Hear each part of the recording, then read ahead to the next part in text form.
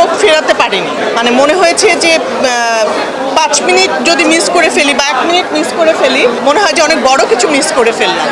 যে কারণে আমার এই মানে সিনেমার এই বিষয়টা কিন্তু অনেক বড় ব্যাপার। অনেক সময় আমাদের অনেক কিছু আমরা সিনেমা হলে যাই, বোর হই, মনে হয় যে দূরে এইটুকু অংশ না থাকলেই হতো, এরকম কোনো কিছু ছিল না আসলে। এরকম একটা স্পেশাল মানে গল্প নিয়ে, এটা কিন্তু খুবই সেন্সিটিভ একটা বিষয় নিয়ে, এবং লোকেশনটা অনেক টাফ একটা লোকেশন ছিল, দেশের বাইরে শ্যুট করা, এরকম একটা লোকেশনে শ্যুট করা, সব কিছু মিলে আমার কাছে মনে হয়েছে এটা রেদওয়ান রনির অনেক বড় একটা সাহস নিয়েই সে কাজটা করেছে এবং পারফেক্টলি কাজটা উনি করতে পেরেছে। সেজন্য প্রথমে আমি বলবো রেদওয়ান রনিকে, প্রডিউসার শাহরিয়ার শাকিল এবং স্পেশালি নিশো অনেক কষ্ট করেছে, আপনারাও দেখেছেন, নিশ্চয়ই বুঝবেন।